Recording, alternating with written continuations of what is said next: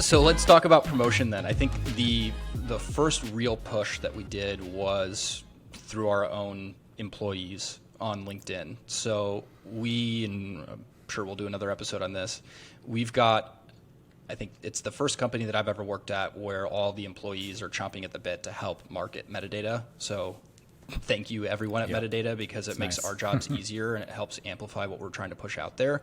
But for the first few days that followed, like, we really had our employees posting about this on LinkedIn. So we had that coupled with the 4 or 5 big names that we had secured, and then some of the up and coming names that we had all did a big push in that first week. So that was huge for us. Now, again, I did not want to keep going back to each of the speakers and really annoy them or kind of spam them with, hey, we need you to promote this event every single week. So we were very careful around when we asked them to promote it. There was that first big push, and then there was a second push whenever we announced their individual panels, because I think the one thing that we didn't really talk about here was we had announced the speakers and we had released some of the topics that we were going to be covering, but we didn't actually release the agenda. So there was another point where we released the agenda. We did a big push there because that was the first time that people could actually see which speakers were going to be talking about which particular topic and what time.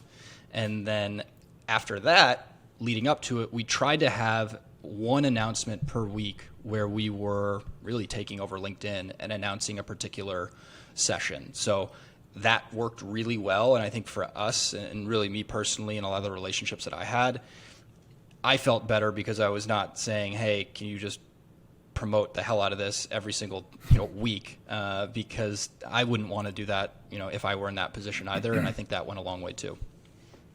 Yeah. And then of course we used our own platform too to promote it. So from a paid ads perspective, let's talk about that, because I think there were some interesting findings too around using paid for an event like this. So you were closest to that. Yeah, I mean, we just did our kind of traditional metadata thing. Tried a lot of channels, messaging, audiences, types, etc. And even conversation ads. You know what I mean? We were using conversation ads to try and get people to register. We were using just straight up feed ads, email. But yeah, I mean, we used video, so we tried a lot of different formats and kept a pretty broad audience, because it's a pretty broad audience that should be attending, like people in demand gen. And we really just, Silvio ran it for us. And he just basically, his goal was just keep chopping down that CPL, as much as we could. And that's where we started to see maybe we can actually have a dent in registrations with paid. That said though, I don't know the actual number, but probably only... Here's the math guy.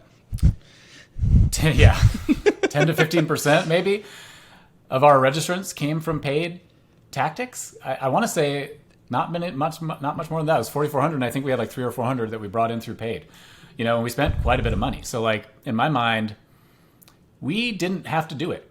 We didn't have to do paid, and we might not next time. Well, we will, but we'll find out better ways to do it. We'll get the learnings from this year, and we'll basically capitalize on those and keep optimizing. But interestingly, a vast majority were social, and then I think a lot of what you were doing to get people to share it, which you should talk about.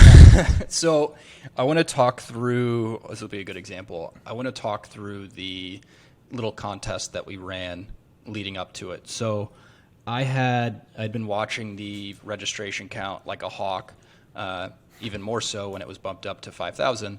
And we were getting closer and closer to the event, and I was just thinking to myself, how are we going to do this? I am very goal-oriented, so even though Jason had bumped the goals up, I was still trying to hit that number and wanted to do everything I could to hit it. But when the gap was, 1,500, 2,000 plus, because there was a big lull after that first week. It was gradually increasing, but we didn't have that, steady march to 5,000 registrants. So thankfully, Carly was able to ease some of my concerns when she let me know that, hey, you'll be surprised how many people register the week of and really the day of. And there was a huge influx of people that got us to, I think it was 4,495 Not that I ever forget the exact count. But as we were getting closer to, like, I'd say 3,500-ish, you had the idea of, hey, we should just run a contest. And we should try to figure out how do we run a contest to drive registrations. So I was thinking of what are the things that I see on Instagram with some of these B2C brands, and what are they doing to get people to promote whatever the offer or contest is. And where we netted out was we stole something that anyone can really steal, and a lot of B2C brands do, is you had to follow Metadata on LinkedIn.